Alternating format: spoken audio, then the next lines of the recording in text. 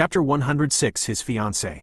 Davina had immediately flown back to the country when she saw the live event where Neil had been kissing a girl.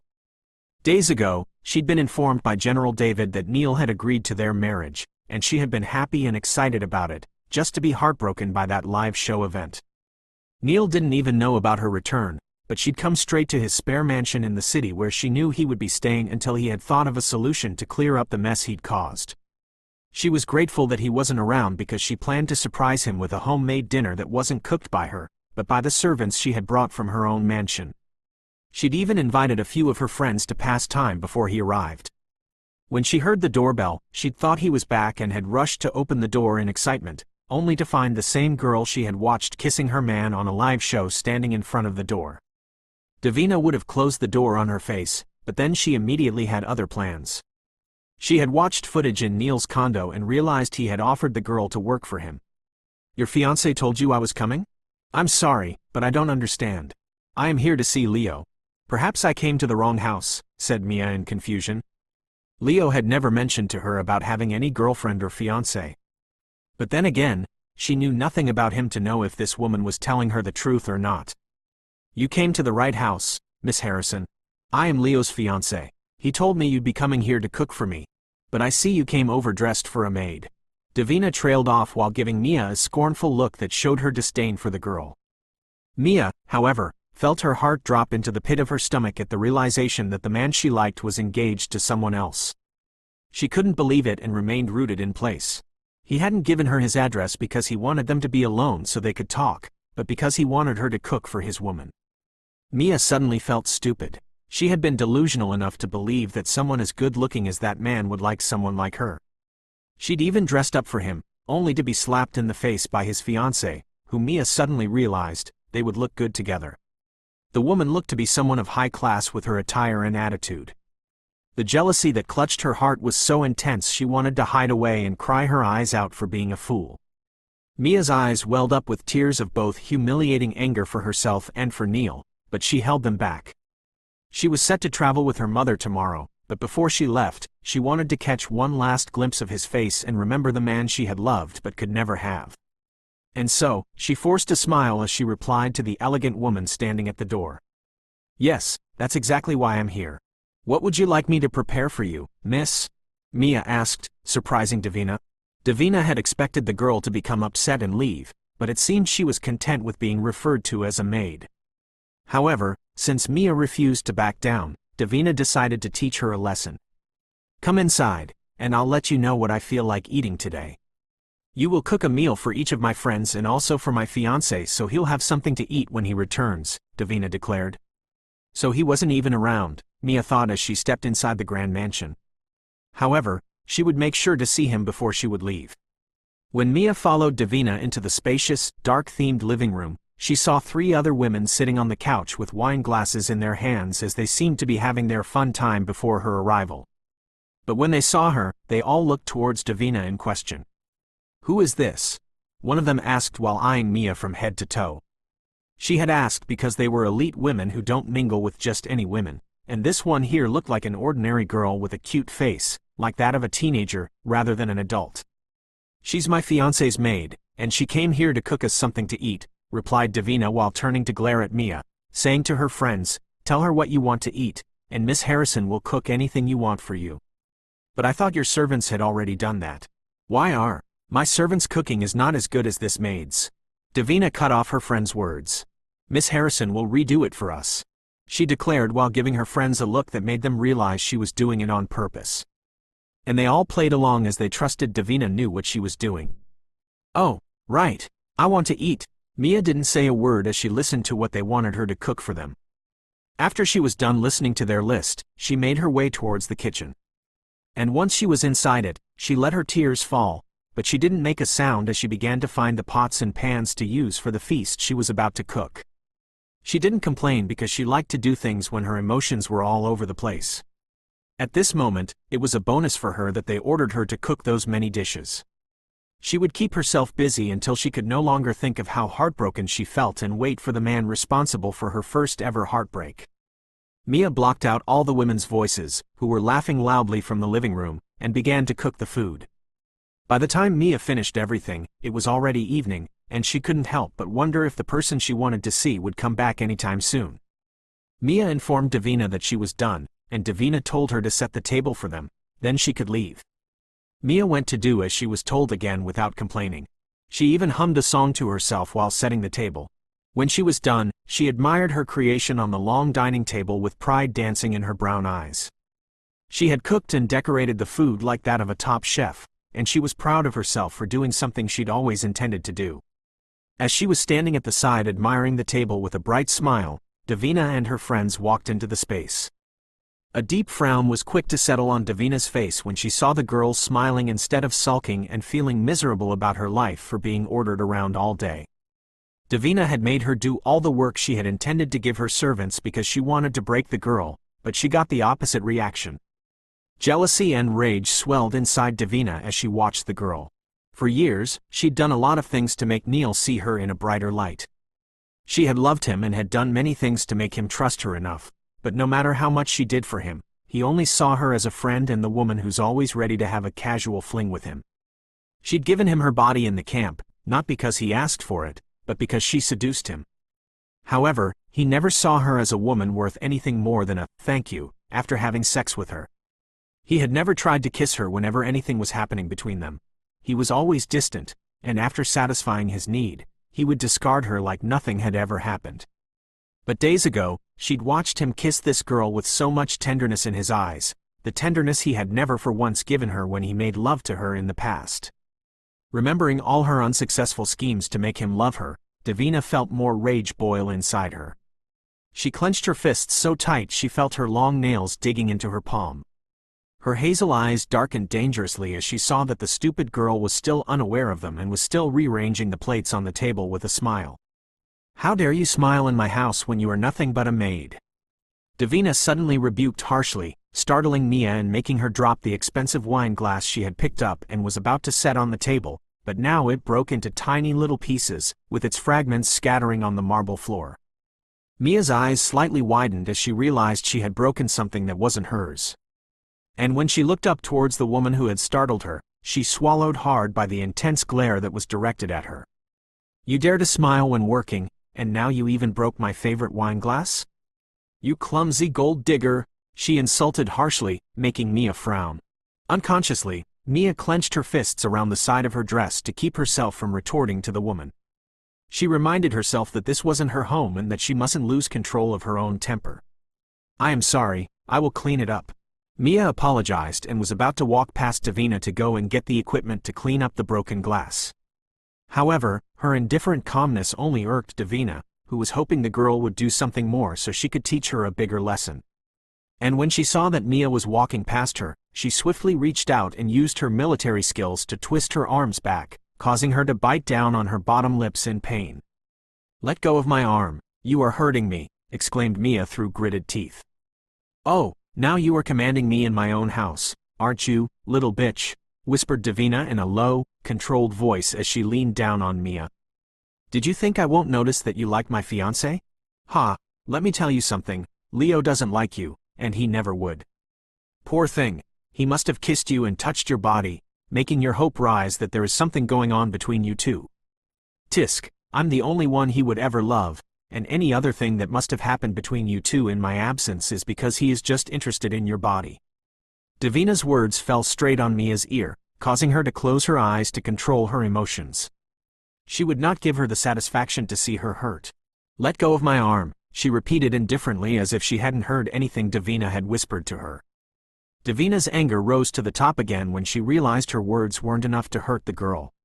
She hadn't gotten the reaction she wanted. She wanted the girl to cry and feel miserable like she had felt when she watched them kiss. And since her words weren't enough to do that, Davina released her arm and grabbed her shoulder to turn her around. Before Mia could react, Davina used all her strength to land a resounding, hot slap on her cheek. Chapter 107 I Never Asked You to Leave. Due to the force of the slap, Mia fell backward and landed on her rear end. Her vision momentarily blurred, and she saw black dots. Even her ears rang from the slap. Slowly, she lifted her hand up and touched her burning cheek. "Did you think I would let you off after disrespecting me, little bitch?" remarked Davina with a smug smile on her face as she looked down at Mia with her arms crossed against her chest. You might have kissed my fiancé on a live event, but I won't allow your disrespectful behavior of breaking my favorite glass off, she said, when, in truth, she had never even used or seen the wine glass Mia broke earlier before. She was just looking for an excuse to let her anger out on the girl. Davina's 3 other friends, who were quietly watching the scene, finally interjected when they heard what their friend said about Mia kissing her fiancé. Oh my goodness, Davina. You shouldn't allow such girls into your fiancé's house. Girls like these are nothing but gold diggers, and I can tell this one here is no different, said one of the women. Can't you see the kind of dress she wore just to come and cook? It looks like she came prepared to seduce your man instead of cooking.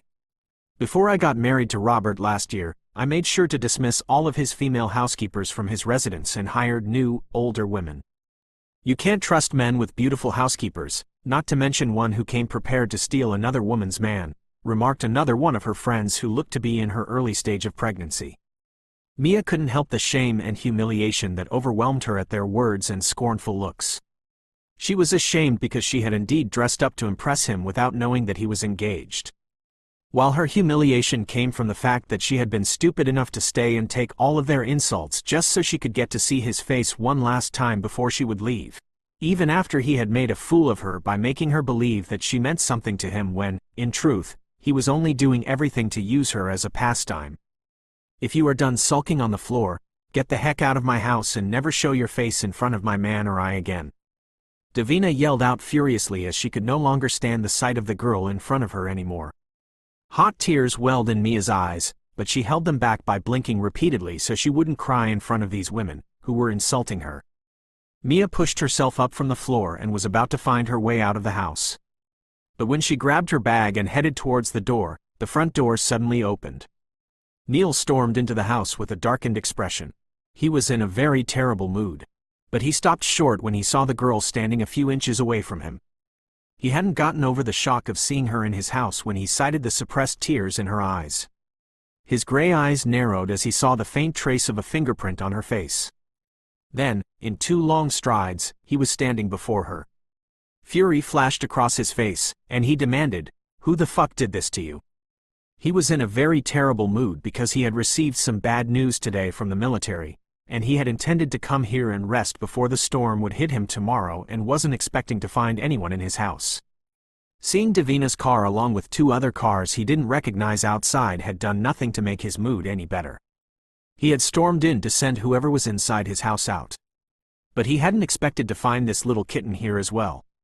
Though he'd given her the address, he never thought she would come here as it was far from where she lived. Furthermore, he'd only given the card to her so she would let him go yesterday. But here she was standing here with tear-filled eyes and fingerprint marks on her cheek. Without even realizing it, his anger grew into a huge mountain as he saw the handprint on her face. Don't make me repeat myself, Harrison. Start talking, he demanded with controlled fury, with menace glowing in his eyes. Mia clenched her fists and hesitated, aware of his explosive temper and scared that he might turn on her if she told him that his so-called fiancée, Davina, had slapped her for mistakenly dropping a glass. Since she was nothing but a pastime, he would surely side with his lover and even subject her to more humiliation. All she wanted at this moment was to go home. Nobody, just an accident, she replied, attempting to downplay the situation while avoiding eye contact. A humorless laugh escaped Neil's lips, his gray eyes ablaze with anger. Nobody? You think I'll let someone get away with hurting you? Tell me, Harrison, or I swear I'll make it my mission to punish every single person in this goddamn building. Knowing he was not the kind to give empty threats, Mia opened her mouth and whispered, It was your girlfriend." "My what?" Neil was momentarily taken aback before realization dawned on him. "You mean Davina," he muttered through clenched teeth as he felt another rush of fury consume him. Davina was one of the reasons he was in a bad mood at this point. Because of her, his uncle had called him over and even dared to threaten him with some nonsense of giving the evidence that had been hidden from the military about what happened 2 years ago. "If you don't stay away from that girl and marry Davina, Neil, I will forget that you are related to me, and I will destroy your life to the extent you will regret ever going against my words. Because of you, we have lost a good opportunity to catch those people. I will not tolerate anything from you again. You have committed enough sins for a lifetime, and I want you to repent by getting married to the woman I chose for you. If not, watch me destroy you by giving the higher-ups the evidence of all of your sinful crimes." Remembering those words, Neil's hands balled up into fists. Without hesitation, he took Mia's wrist and pulled her along with him towards the dining room where he could hear the sound of loud laughter. "Davina," he thundered ominously as he entered the space, causing the 3 other women to jump up to their feet by the dark voice. When Davina turned around, she was taken aback to see Neil holding the girl she had just sent out while glaring down at her with flaring silver eyes that made her feel a shiver down her spine. She had known Neil for a long time, and she knew his anger. At this moment, she could tell he was angry beyond words. If looks could kill, she would have fallen dead and burned to ashes. "Nay, I mean Leo, you are back," she said sweetly, but deep down she knew he was angry. Neil looked around the room and saw the 3 other women standing beside Davina. Then he turned back to her. "Who gave you the fucking right to lay your filthy hand on her?" he demanded coolly. "I slapped her because she disrespected me," said Davina defensively while glaring at Mia. "Oh, I see. She disrespected you, isn't it?" he drawled in dark amusement. "She disrespected you, and you slapped her. Then how about you disrespecting me by entering my house without asking for my permission? Since you have decided to give slaps as a punishment of disrespect, then I will give you that." Saying this, he turned his gaze towards Davina's friend who was standing beside her. Yes, you with the fringe." "Well, yes?" The lady with the fringe looked nervous as she answered to the overbearing man, who she had never met until today. His eyes alone made her want to crawl away and hide in a faraway place. Why was he glaring at her like that? "I want you to slap Davina so hard in the face until your 5 fingerprints mark her cheek. And if you dare not do it right, trust me, you are not going to like the outcome of what will happen to you and your other friends." He threatened with a very calm voice that made Mia look up at him in shocked disbelief. The woman with the fringe looked from Neil to her friend. She saw the look in Davina's eyes that seemed like she was confident that her friend would not follow his words. However, the young woman might not have known Neil before. She didn't dare not to do as he said with that look in his eyes. She moved to stand in front of Davina, and without giving Davina the chance to react, she raised her hand and landed a hard, resounding slap on her cheek that made her own palm burn from the impact. Davina's head jerked to the side, and she grabbed her cheek in her palm. She stayed like that for a moment before she turned to look at her friend as if she didn't believe she'd just hit her. When Neil saw the red mark on Davina's cheek, he smirked in satisfaction and praised, "You did good. Now, one by one, I want you all to leave my house," he ordered calmly while glaring back at Davina, who glared back at him. Davina clenched her fists and swallowed the lump of humiliation in her throat. She felt insulted by him to the extent she wanted to kill the girl beside him. With one last glare directed at Mia, Davina angrily grabbed her purse from the chair. But before she could storm out of the house, she stood beside Neil and looked up at him with so much hatred and disgust, then spoke in a low voice for only him to hear. "I will make sure you regret this. The both of you will pay for this, mark my words." Saying this, she stormed out of the house with her friends hurrying after her, but she ignored them and entered her car, then sped away from the mansion. After the cars had driven away, Mia regained her composure inside the mansion. The shocking scene she had just witnessed had temporarily overwhelmed her senses. She couldn't help but wonder if she had unintentionally ruined a relationship by coming here today. Lost in her thoughts, Mia stared off into space. Suddenly, she felt a warm grip on her wrist. Looking down, she realized he was still holding her hand. Swiftly withdrawing her hand, Mia cleared her throat and spoke up, I have to go. I apologize for coming here without informing you. I'll leave now." She tried to leave without making eye contact, but he tightly grasped her wrist before she could take a single step away. "I never asked you to leave. Stay with me for a little while," he breathed softly.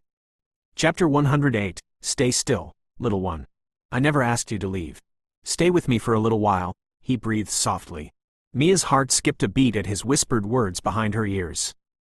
Though she was angry at him for causing her to make a fool of herself today in his house, she couldn't find it in her heart to jerk her wrist away from his hold and leave the house. She didn't know what his relationship with that woman was and if they were really engaged or not, but she found herself standing still in place with him hovering closer behind her. She felt his strong arm encircle her waist from behind, and he hugged her to his hard body. Her breath cut short in her lungs when she felt her rear end pressed tight to his hardened thighs. Mia didn't know what to do as he leaned his chin on her shoulder while still hugging her. "I like your dress, Carita. Did you wear this for me?" He whispered huskily in her ears, with his fingers making lazy, erotic circles against her tummy, making her toes curl up and her face warm up in delight. And she found herself relaxing into his hold instead of pushing away like a sane person with brains was supposed to do and tell him she would be leaving. But no, she was always weak when it came to this man who she knew nothing about. You like the dress? It's not my favorite," she muttered breathlessly as his hand around her and his chin on her shoulder were distracting her. She didn't even know what to do or say.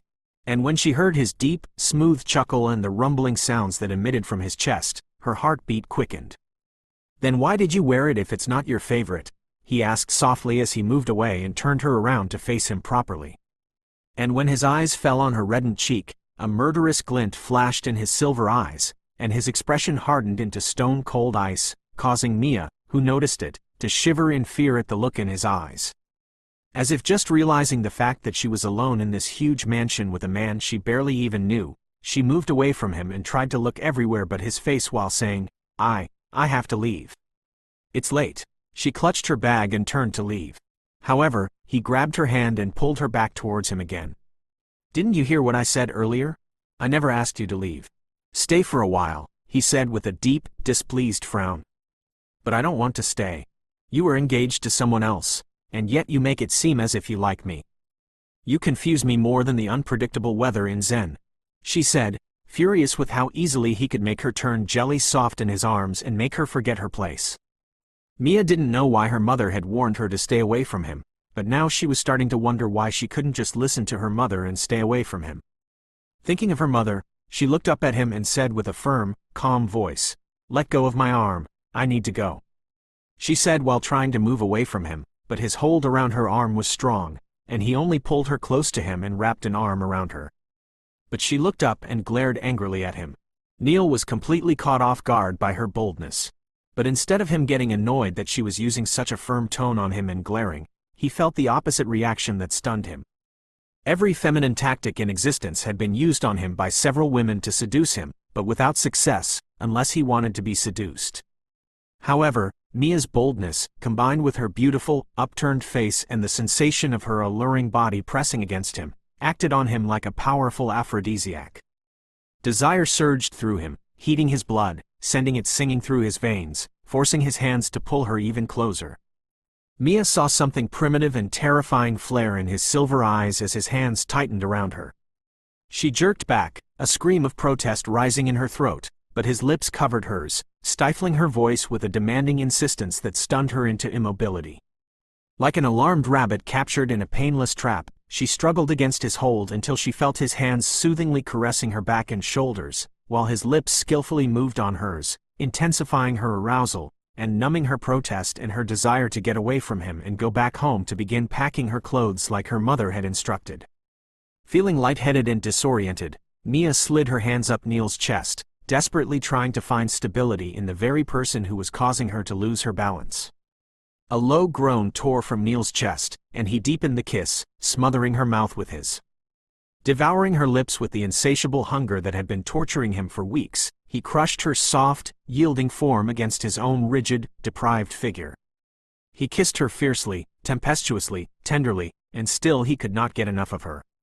Finally, he reluctantly withdrew his mouth from hers, suppressing the overpowering urges of his body, and embraced her tightly, with her head pressed against his racing heartbeat. Neil knew he should be sending the girl back and away from him after his uncle's warning, but he couldn't for some reason. One thing was for certain, even if Mia Harrison hadn't been his childhood sweetheart, he would still be drawn to her. Even though he was at the point in life where his career as a soldier was hanging on a thin thread, he wanted to forget about that for a moment. He gently pushed her away from his chest so he could see her face, but he regretted doing so immediately he saw her flushed face and swollen, tempting lips. Her brown eyes sparkled with innocence, and Neil suddenly had a strong urge to protect that, but at the same time he wanted to be the one to taint it. "Look at me, little one," he whispered thickly when she shyly tried to avoid his gaze by looking away. And when she looked up at him, he leaned down and captured her swollen lips for another kiss. But this time, the kiss was slow and gentle. Mia used her hand to clutch at the front of his shirt, crinkling it. He slowly began to deepen the kiss with his knee pressing between her legs lightly and coaxingly. His subtle action drove her senses to the edge, causing a muffled moan to escape her mouth. Not knowing what to do, she clung to him desperately. "You are so damn beautiful," he whispered against her lips, every word of his bouncing on her lips and making her desperate for more of him. Mia was so lost in his kiss that she didn't realize he had taken off the jacket she'd worn over her dress until she felt his wet, warm lips trail down to her neck and slowly trailed down to the swell of her breasts that were revealed due to the dress's lower neckline. She quickly tried to break free from the kiss, but he warned huskily, "Stay still, little one." She stood still as he warned and didn't try to move even when he leaned down towards the swell of her bosom. She felt his wet lips kiss the top of her breast, nibbling and sucking it like the most delicious thing in the world. A moan escaped her lips, and she raised her hands and grabbed his shoulders for support. When she felt him suck at her skin and nibble it again, she drew in a sharp breath, and her nails dug into his shoulders. What he was doing to her made her breath turn labored, blood rushing up to her neck and rushing down to settle between her legs, where she tried to press together, but his knee kept her from doing so. With what was happening between them, Mia didn't realize that her phone, which she had put on silence, was now ringing repeatedly inside the bag she had tossed to the ground. Neil, on the other hand, was so immersed in what he was doing to the girl in his arms. He didn't need to push the dress away from her chest because he had access to her bosom due to her dress's low neckline. He raised his hand and cupped one of her breasts while he nibbled on the other one with his mouth. Because she wasn't wearing a bra, he grabbed her hardened nipple through the dress fabric and sucked on it, causing another moan to slip from her beautiful lips. El Leo. She called him by his disguise name while digging her fingers into his hair and gently trying to pull him away from her bosom. He wanted to tell her to call him by his real name, but he dared not expose himself. He hummed against her skin without moving away, but when he felt her tug tighter on his hair, he reluctantly pulled away from her bosom, where the fabric around her breast looked wet with her nipples standing at attention from his handiwork. Even though his head had moved away from it, his hand went up to settle against her hardened nipple that was bulging against the fabric of her dress, feeling it against his fingers. He then used his other hand to pull her towards him. Leaning down towards her ear, he said, "You have no idea how much you are torturing me right now, little one." His voice sounded slightly raspy, and his words fell on the shell of her ear, making her knees go jelly. If it weren't for the fact that she was leaning against the wall and he was holding her, she would have lost her balance. I didn't do anything to torture you," she whispered shyly. "You never know," he replied huskily while caressing her back. "Can you promise me something, querida?" he asked softly. Mia couldn't see his expression, but she nodded her head. "Promise me you will never come to hate me when you hear some news about me in 2 days." Mia's eyebrows furrowed, and she felt him tighten his hold around her when she tried to push away to gauge his expression. "What news? And why would I hate you?" she asked in confusion, his words not making any sense to her. "It's something I cannot tell you now, but you will come to hear of it in the news sooner or later," he said in a calm, serious voice. He had gone against his uncle by breaking things off with Davina, and he knew General David wasn't joking when he gave out his warning today. He then added, "I don't think I will take it well if you come to hate me like I know most people in the country will do. I will feel betrayed, and when I feel that emotion, I won't hesitate to kill, Harrison. I can be dangerous when angered." Mia suddenly felt an ominous chill down her spine at the tone of his dark, emotionless voice that fell on her ears. But then she smiled. "I won't hate you, and I don't believe you can kill anyone when angered because I have seen you in one of your bad moods." Chapter 109 The Hidden Plan. Mia suddenly felt an ominous chill down her spine at the tone of his dark, emotionless voice that fell on her ears. But then she smiled. "I won't hate you, and I don't believe you can kill anyone when angered because I've seen you in one of your bad moods." Neil moved back and looked down at Mia's face at her words. Inhaling her sweet scent, he said, "You don't know anything about me, little one. So don't jump into the conclusion that I can't harm anyone. I can be a monster." He kissed the side of her head, and Mia found herself startled at the thought that she couldn't like him any less if he were to be a monster, which she believed he wasn't. Meeting his eyes, her cheeks turned warm. She moved back and leaned against the wall, watching as his eyes bored into hers with an emotion she couldn't read on his face. Though sometimes she felt wary of him, most of the time, She felt safe in his presence. Just like now, she had never felt safer around a stranger like she felt around him. Would you like to eat something? I cooked for you, she whispered innocently when he didn't tear his eyes away from hers. What could be more delicious than you? He breathed softly while using his fingers to trace her face. He watched as her cheeks reddened even more, and a small smile broke his lips apart. I like it when you get shy. Adorable. Mia could feel the blood rush up to the root of her head at his words.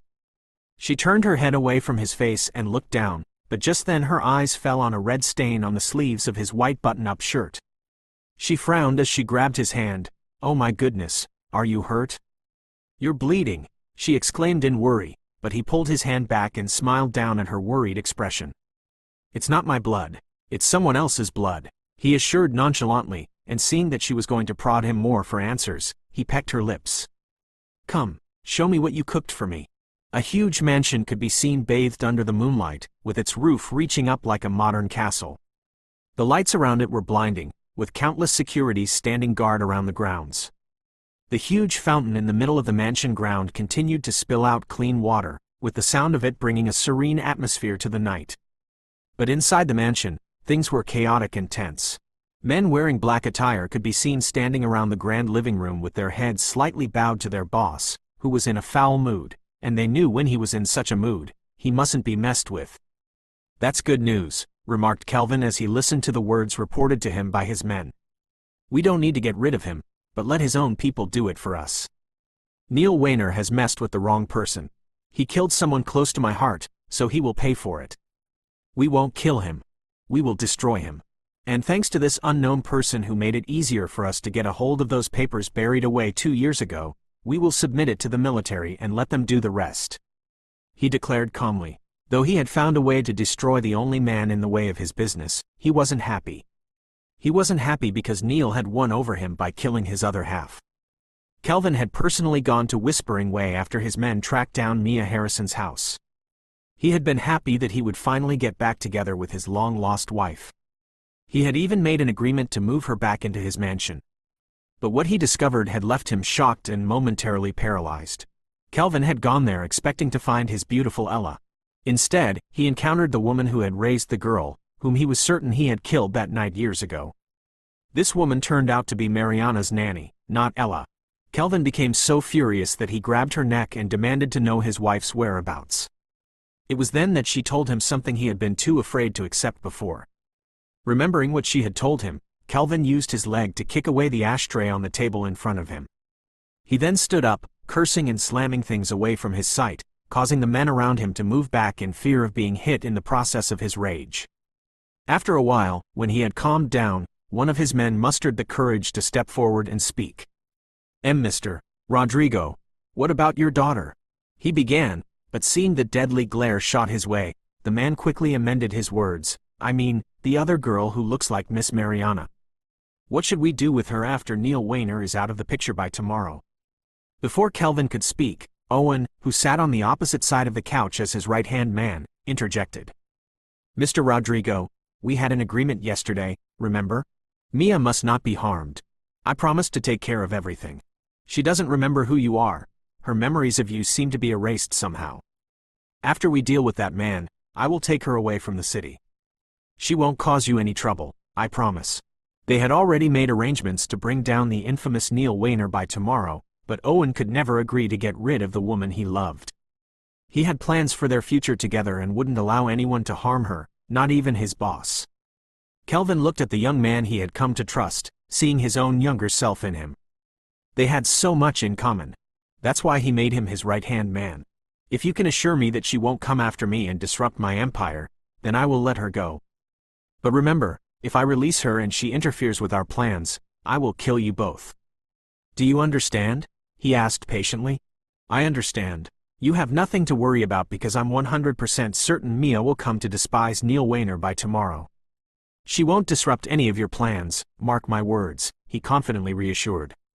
The sun rose from the horizon with bird songs swirling around the quiet atmosphere of Neil's spare mansion where he had spent the night before along with Mia, who had been persuaded to stay until morning because of the late hours and how far the place was to Whispering Way.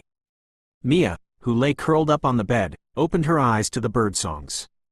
The sound was so serene she wanted to sleep more, but she dared not, knowing today was the day she was to travel with her mom. Last night, she had decided to spend the night here because of the late hour. She remembered serving Neil's dinner and watching him eat her cooking while giving her compliments for how delicious her cooking was. They had eaten in the dining room in silence until he gave her a compliment out of nowhere. However, apart from that, he was silent the whole time, with his expression appearing a bit lost in thought. And after their meal, she had said she would be leaving, but he had told her, "Don't. It's late. Stay for the night." She had wanted to argue with him, but he had then added, "Please," in a calm, gentle tone that made every word of protest disappear from her mind. Remembering how he had also asked her to sleep on his bed, a blush rose to her face. He had promised not to do anything else but hold her to sleep. And he had done just that. He seemed to be exhausted because he fell asleep a few minutes after holding her on the bed. She didn't know what to call their relationship, as she wasn't even sure if he liked her in the same way she did, but then she hadn't questioned any of his actions, as she didn't also mind any of them. If they were to put a name to this relationship, she would like to know him much better than what she knew about him now. All she knew was that he was a substitute professor and nothing more. Mia turned to her side, where he had slept the previous night, and noticed his absence, causing her to furrow her brow. He had woken up before her, she realized as she got out of bed and searched the house for him. However, she couldn't find him, so she decided to call his phone. To her surprise, when she took her phone out of her bag, she discovered multiple missed calls from her mother. "Oops," she exclaimed and decided to call her mother back, but then a message from Neil appeared on her screen. "I had to leave for some important matters. I arranged for a driver to pick you up and take you home. If I manage to get away, I'll come to you. I have something important to discuss." Mia read his message with a slight smile and began composing a reply. "I'm eager to hear what you have to say," she muttered to herself as she typed the response and sent it to him. She heard a loud honk outside, indicating that the driver had arrived. Quickly slipping on her shoes and jacket, Mia grabbed her bag and dialed her mother's number as she left the mansion. However, her mother's phone was unreachable. She tried several times but received the same response. Frustrated, she gave up and decided to explain to her mother why she hadn't returned home the previous night. Mia climbed into the white car waiting for her outside the gate. The driver greeted her with a smile in the rearview mirror before starting the journey. Along the way to Whispering Way, Mia made up her mind to inform her mother that she wouldn't be accompanying her on the trip, as she wanted to take advantage of the holidays to get to know a certain someone better. She quickly devised a few excuses to give her mother once she arrived home, hoping to avoid being coerced into going on the trip. Mia smiled as a perfect idea popped into her head. When they arrived at Whispering Way, she thanked the driver and headed straight to their apartment, feeling lighthearted and completely unaware of the life-altering event that awaited her. Chapter 110: Cold-Blooded Murderer. Mia reached their apartment room and was surprised to find the door left slightly ajar. She didn't think much of it and pushed it open, thinking her mother must have left it that way. She entered the room humming a song to herself as she was in a good mood. She saw that the television in their living room was on and was left on the news channel, which meant her mother was around. She dropped her bag on the couch and headed to her mother's room, saying, "Mom, I'm home. I'm really sorry for not picking up your calls last night. And I can explain why I didn't come home. You see." "Mom! Mom!" Mia exclaimed as she walked into the room and found her mother lying on the ground. And when she rushed closer, she was gripped by a chilling horror that froze her in place. Her mother wasn't just lying on the floor, she was lying in a pool of crimson liquid, her seemingly lifeless eyes staring into nothingness, with a gaping wound on her chest. Mia's stomach lurched violently, bile rising in her throat as she gagged, unable to understand the nightmare unfolding before her. She stumbled backward, her hands trembling uncontrollably, as her body convulsed with each retch. Tears blurred her vision, mixing with the nausea as she crawled toward her mother's motionless form, her mind refusing to accept the gruesome reality in front of her. She had seen her mother just yesterday afternoon, but now she was lying in a pool of blood. "No, no, this can't be happening," Mia choked out between sobs, her voice a desperate plea for the nightmare to end. "Mom, please, wake up. This isn't funny. Please, don't leave me alone." But her words echoed in the empty room, met only by silence as the truth settled like a heavy shroud around her. With shaking hands, she reached out to touch her mother's cold skin, willing warmth and life to return, but finding only icy stillness. "Mama, please, don't do this to me. I will travel with you," Mia whimpered, her voice breaking as she clung to the faint hope of a miracle. "Don't leave me like this. Please, I need you." But there was no response, only the haunting silence of loss echoing in the air. A cry of anguish escaped from her lips as she collapsed and began to scream, prompting the neighbors to hurry out of their apartments and knock on their front door. When Mia searched for help, her gaze landed on the wall where something had been written in blood. In bold capital letters, it said, "Neil Weiner." What could that possibly mean? She stared at the wall, tears of anguish streaming down her face. Just then, she heard something on the television in the living room, where the news channel was playing. "This morning, Neil Weiner has been held into custody for the alleged murder of 2 students from Ivy Grove Institute, Alaric Blackwood and Diane Foster. The victims were brutally killed in a manner that made them unrecognizable. Miss Diane Foster was found dead in her home's pool, with the words Neil Weiner written on the wall. Meanwhile, Alaric was discovered in his car with the same words etched on the window. The military decided to reveal Neil Weiner's identity this morning during the investigation, and in a dazed state, Mia made her way to the living room, her eyes fixated on the television screen where a young woman was delivering the news. However, when an image of Neil Weiner appeared on the screen, Mia's blood turned to ice as she realized who the infamous Neil Weiner truly was.